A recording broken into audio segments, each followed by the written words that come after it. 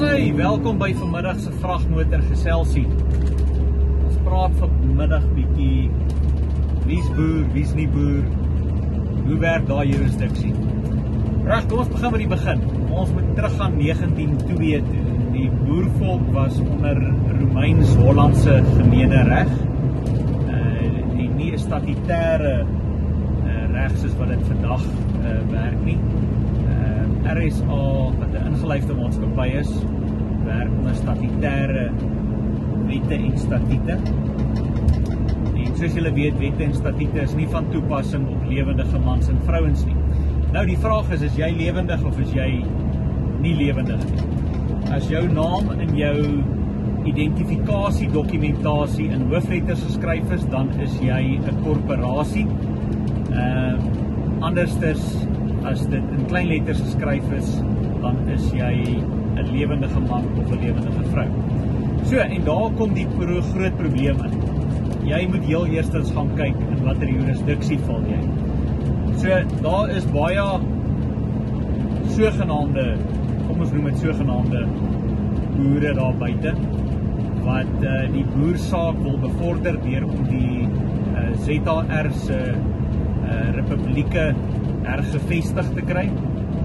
En daarvoor is daar 'n paar bepalings waaraan jy moet voldoen. Nou, aangesien die howe statutêr is, gaan hulle jou verseker nie daarmee help nie. So ons moet teruggaan na die eenvoudige beginsels toe. Nou, die ZR boervolk het gegaan en dis 'n paar manne wat die dokumentasieproses gaan bekyk het en gesien het wat gedoen moet word. En hulle het basies gegaan en 'n eenvoudige konsep van jy moet jurisdiksie bepaal.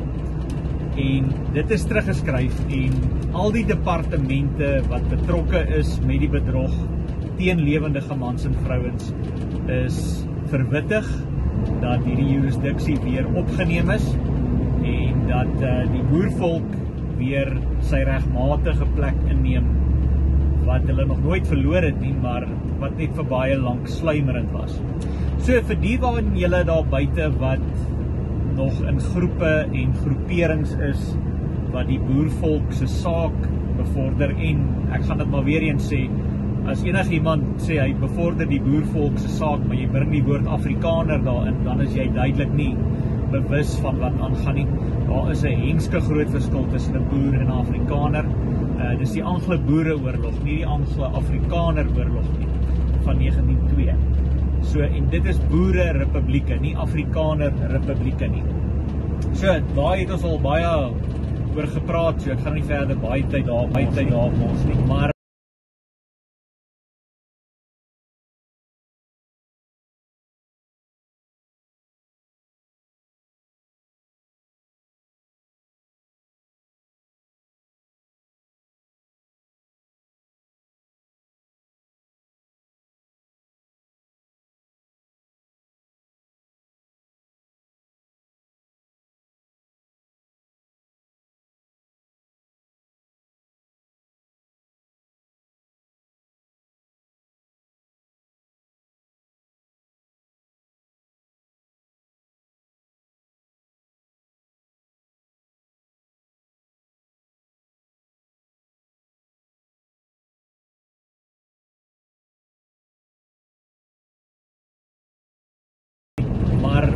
ons gaan terug na die eenvoudige ding toe van wys vir my jou jurisdiksie.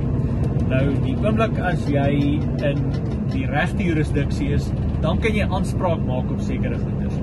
So, al sê jou naam, jy is die boerparty of wat jy ook al wil wees, daar's baie van hulle daar buite.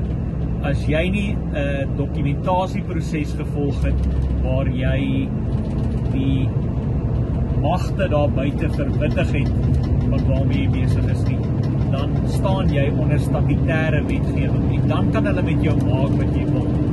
Nou, die ZR boervolk ontvoeg hulle self, dit is 'n papierproses wat jy RSA verwittig dat jy bewus is van die bedrog wat gepleeg is, en dan maak jy jou naam weer lewendig deur hierdie papierproses. Nou, daar's klaar te veel van hulle wat deur die hofstelsel in RSA is, so hulle dit nie verweer nie, en soos hulle in Amerikaans sê, silence is consent. As jy stil gebly het en jy het dit nie aangevat of aangespreek nie, en ons papierproses word aan RSA gelewer net 'n bewys, so hulle kan nie sê hulle dit nie gekry nie. Daar is 'n bewys van lewering vir elke dokument wat ingaan na hulle toe. En ons verwittig hulle maar net eenvoudig dat daar mans en vrouens is wat weer hulle lewendige status opneem. So die onus berus op jou om jouself weer 'n lewendige man of 'n lewendige vrou te kry. Dan as jy lewendig is, dan kan jy jouself vrywilliglik onder die boervolk se jurisdiksie plaas, wat Romeins-Hollands is. En dit is 'n eenvoudige ding. As jy niemand skade berokken het nie, dan moet altyd 'n party wees wat jou aankla van iets wat jy verkeerd gedoen het. En daardeur sê ek nie, jy kan 180 en 120 sone ry. Daar is sekere mate van verantwoordelikheid wat jy op jouself moet vat, maar daar is 'n magdom van goed wat jy kan vermag as jy hierdie wetskonsepte begin verstaan en jy sien hoe dit aan mekaar gesit is. So hou op om 'n slaaf te wees van 'n gekorporeerde maatskappy en ontvoeg jouself, kontak hoofkantoor, hulle sal jou met die grootste graagte help met die papierproses en dan kry jy jouself los uit hierdie dooie greep uit en jy word weer 'n lewendige man of 'n lewendige vrou. En as jy dan uit die boervolk uit is, dit is nie moeilik om te bepaal nie. Ons gaan kyk, het eenvoudig, het jy oupas en oumas gehad wat in 1902 in die Anglo-Boereoorlog was, of wat in die 1912, 1913, 14 rebellie deelgeneem het, dan is jy 'n boer. Nou daar is volksgenote wat uit Duitse en Ierse, Skotse afkoms is, wat tot selfs Engelse ook, want nie alle Engelse het teen die boervolk gedraai nie. Nou, ons moet net mooi gaan kyk, 1902 onthou was daar om by 50.000 Afrikaners wat saam met die Engelse teen die boervolk geveg het. En baie van die Afrikaners is beloon met grond wat hulle gekry het, wat gesteel is van die boervolk. Nou, ons soek eenvoudig net terug dit wat regmatig aan ons behoort, soos in die VN se resolusie 1514 bepaal is, dat die grond wat gesteel is aan die regmatige erfgename teruggegee word. Dit het nooit gebeur nie, want die Afrikaners was slim genoeg gewees op daai stadium om dit 'n republiek te maak en ons gooi almal op dieselfde sambreel en daar verloor die boervolk weer eens hulle grond. So ons neem daai proses eenvoudig net weer op. Ons soek 21 republieke terug wat aan die boervolk behoort het. En vir die wat wil Amerika toe gaan en die saak daar bepleit en so, julle is welkom om dit te doen. Jou papierwerk moet net heel eerstens reg wees. Gaan kyk gerus voor in jou ID-dokumentasie.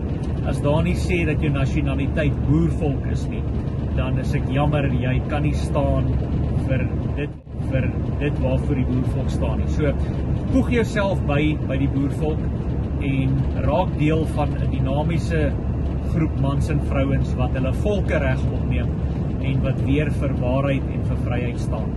En sien julle aan die ander kant. Seën vrede, as dit mooi is daar buite.